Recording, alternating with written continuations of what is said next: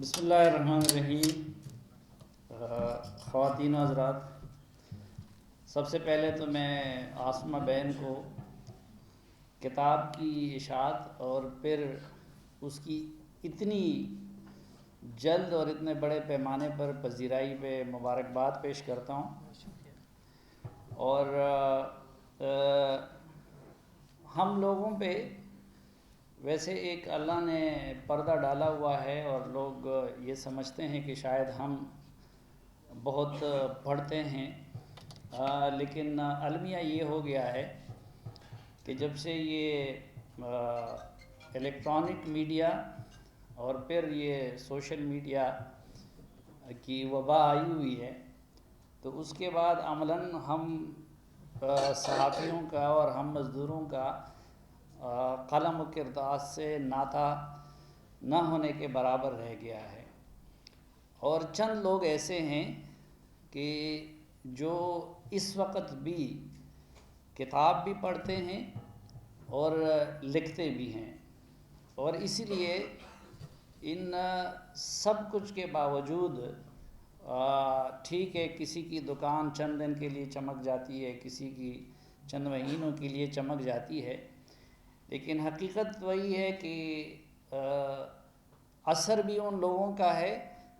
اور دائمی طور پر زندہ بھی وہی صحافی رہیں گے کہ جنہوں نے کتاب سے اپنا ناطہ جوڑا ہے اور جنہوں نے تحریر سے اپنا ناطہ جوڑا ہے۔ ایک تو یہاں پہ اس میں نمایاں نظر آتے ہیں حامد میر صاحب ہیں، مستنصر جاوید صاحب ہیں، وسعت اللہ خان صاحب ہیں، اور اس طرح کے لوگ ہیں اور بھی۔ تو عاصمہ کا یہ کمال رہا، ویسے تو جو وسعت اللہ خان صاحب نے ان کی سیالکوٹر کی حیثیت سے جو تعارف کی ہے تو اس سے لگتا ہے کہ یہ جس میدان میں بھی گئی تو وہاں پہ انہوں نے نمبر 1 پوزیشن حاصل کی، اور اگر ان کے پاس ہر فیلڈ میں انہوں نے تبازمائی کی بھی اور وہاں پہ اپنے آپ کو منوایا بھی، لیکن میں سمجھتا ہوں کہ یہ پھر ان کا کمال ہے کہ آخر میں آ کے انہوں نے پھر تحریر سے، کیونکہ ہم جتنا بھی چاہیں یہ جو اسکرین ہے یا جو سوشل میڈیا ہے اس کا بڑا عارضی طور ہوتا ہے اور بڑے عارضی چیز ہے یہ، اور کیونکہ ایک تو قرآن میں بھی اگر اللہ نے قسم کھائی ہے تو کسی ٹی وی اسکرین کی حرمت کی اور کسی ٹویٹر کی اور اس کی قسم نہیں کھائی ہے، وہاں پہ انہوں نے اللہ رب العالمین نے قلم کی حرمت کی قسم کھائی ہے، اور جو لکھا ہوا لفظ ہے وہی دائمی رہ جاتا ہے۔ تو یہ ان کا کمال ہے کہ ان سب کا ٹی وی پہ رہ کے اور ٹرولنگ سہ کے اور مدثر جیسے مشکل شور کو سنبھال کے بھی انہوں نے اس کے ساتھ ساتھ لکھا بھی، اور پھر لکھا بھی اس طریقے سے، ایک تو ہم جیسے لوگ ہوتے ہیں جو پشتوں میں اردو لکھتے ہیں، لیکن ان کا ادب پہ جو کنٹرول ہے، اور مجھے کچھ لوگوں پہ رشک آتا ہے جس میں ایک وسعت اللہ خان صاحب ہیں، ایک ہمارے مرحوم رحیم اللہ یوسف زئی صاحب تھے، کہ وہ مشکل سے مشکل موضوع کو بڑے ایسے الفاظ میں بیان کر دیتے ہیں کہ اس سے دوسرا اریٹیٹ نہیں ہوتا۔ یا پھر ہمارے نجم سیٹھی صاحب ہے، ان کو اللہ نے یہ ملکہ دیا ہوا ہے کہ وہ گپ شپ میں ہلکے پھلکے انداز میں وہ مشکل سے مشکل بات بیان کر دیتے ہیں۔ میں کوشش کے باوجود اور ان کی تقلید کے باوجود شاید قبائلی ہونے کا مسئلہ ہے کہ میں یہ فن حاصل نہیں کر سکا، تو عاصمہ نے بھی یہ کمال ان کی تحریر میں ہے کہ وہ مشکلات کا سامنا کرتی رہی، مشکل موضوعات پہ لکھتی رہی، مشکل موضوعات پہ بولتی رہی، لیکن طرز تحریر اور طرز تقریر ایسا اپناتی ہے کہ جس کی وجہ سے ادب کے تقاضے بھی وہ ملحوظ خاطر رہتے ہیں، اور کشور ناہید صاحب یہاں پہ تشریف فرما ہیں، مستنصر صاحب نے تو ان کو سرٹیفکیٹ دے دیا. تو میرے خیال میں ان جیسے لوگوں سے پھر سرٹیفکیٹ پانا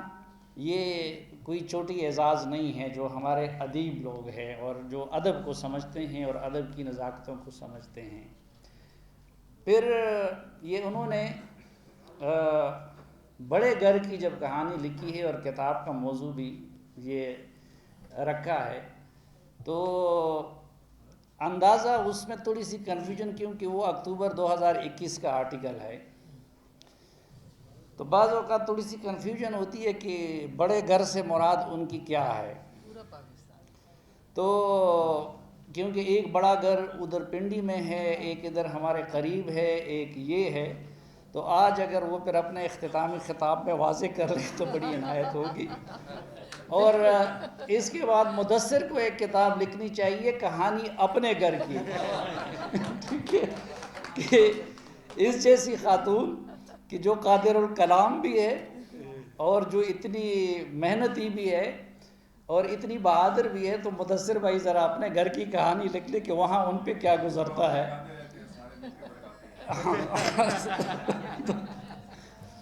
پھر دوسرا یہ ہے کہ دیکھیں، میں تو ایک معمولی سا مزدور ہوں، لیکن جو صحافت کی مزدوری شروع کی تو 99 میں مجھے طالبان نے اریسٹ کیا، اور وہ جتنے بھی دن گزرے تو وہ یہ تھے کہ ابھی ذبح ہونا ہے، ابھی ذبح ہونا ہے، ابھی ذبح ہونا ہے. اس کے بعد پھر پشاور جیسے شہر میں صحافت کرنا، اور وہ بھی چند ہزار تنخواہ، نہ سیکیورٹی رکھ سکتے تھے، نہ کچھ اور انتظام کر سکتے تھے، تو بہت مشکل سے ادوار دیکھے تھے ہم نے. لیکن یہ پچھلے سال ایک تو جو گھٹن پچھلے سالوں میں جو ہم نے فیس کیا، میں سمجھتا ہوں کہ یہ میری صحافتی زندگی کا مشکل ترین وقت تھا. اور اس میں میرے لیے سب سے مشکل بات یہ تھی کہ میری ماں کو گالی پڑوائی جاتی تھی. اب میں کہتا ہوں کہ کاش مجھے مار لیا جاتا، مجھے جیل میں ڈال دیا جاتا، لیکن وہ کام میرے ساتھ نہ کیا جاتا. اب مجھے تو اپنی ماں کو پڑنے والی گالی سے اتنی تکلیف ہوتی تھی اور ہوتی ہے، تو میں حیران ہوں کہ آسمہ شیرازی اور اس طرح کی ثنا بچہ اور جو غریدہ فاروقی اور جو باقی ہماری خواتین ہیں، اور جس طرح ان کی ٹرولنگ کی گئی، جس طرح ان کی کردار کشی کی گئی، تو پتہ نہیں کہ ان کے دلوں پہ کیا گزرا ہوگا اور کیا گزر رہا ہوگا. میں اکثر ایک فقرہ کہا کرتا ہوں کہ ابوالکلام آزاد نے یہ کہا تھا کہ سیاست کے سینے میں دل نہیں ہوتا، لیکن جب سے یہ عمرانی پروجیکٹ لانچ ہوا تھا تو اس کے بعد سیاست تو کیا، صحافت کی آنکھ میں بھی شرم بھی نہیں رہی، وہ شرم و حیا سے بھی محروم ہو گئے. تو اس دور میں صحافت کرنا اور پھر ہوا کے مخالف رخ میں صحافت کرنا، یہ صرف وہ لوگ جانتے ہیں جنہوں نے اس کا سامنا کیا ہے. اور بالکل یہ ایسا ہے جس طرح کہ پیپلز پارٹی میں رہ کے فرحت اللہ بابر صاحب نے عزت بچا کے رکھی ہے، تو اسی طرح میں کہتا ہوں کہ اس دور میں جس صحافی نے اپنی عزت کو بچا کے رکھا اور اپنے اصولوں پہ کمپرومائز نہیں کیا، تو وہ یقیناً ایک ان کی بڑی انفرادیت تھی،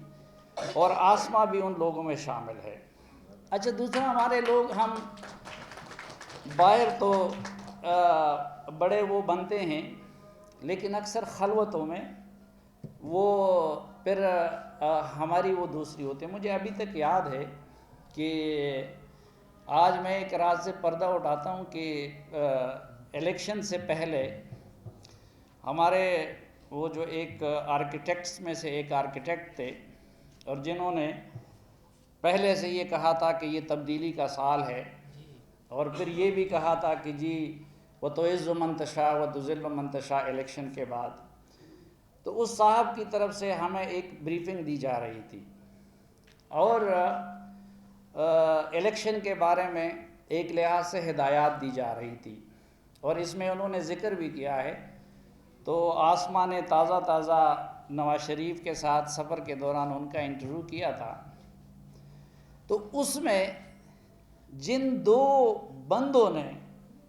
ڈٹ کے ان کے منہ پہ ان کو سنائی، تو اس میں ایک آسمہ شیرازی تھی اور ایک غریدہ فاروقی تھی، اور اس دن مرد ہو کے بھی مجھے ان کے حوصلے اور غیرت پہ رشک آیا۔ جس طرح ابھی پچھلے دنوں ایک نشست تھی اور اس میں نسیم زہرا صاحبہ نے جس بہادری کے ساتھ اس وقت کے طاقت کے سرچشمے کے سامنے میڈیا کا مقدمہ لڑا، تو یہ ان کی ایک دوسری وہ ہے کہ ان کی خلوتوں کی اور جلوتوں کی گفتگو وہ ایک رہتی ہے، اور ہماری دعا ہے کہ اللہ تعالیٰ انہیں مزید کامیابیوں اور کامرانیوں سے سرفراز کرے، اور جس طریقے سے اس دوران انہوں نے ان سب گالم گلوچ کا، باقی بائیکاٹ کا اور اس طرح کی چیزوں کا مقابلہ کیا اور اپنے راستے سے نہیں ہٹی، تو مستقبل میں بھی وہ اپنی اس روایت کو برقرار رکھیں گی۔ اور یہ بھی ہمیں توقع ہے کہ جس طرح ابھی تک مدثر بھائی نے ان کے ساتھ ایک تابعدار شوہر کی طرح تعاون جاری رکھا ہے، تو مستقبل میں بھی وہ اپنے ان خدمات میں مزید اضافہ کریں گے۔ بہت شکریہ جی آپ سب۔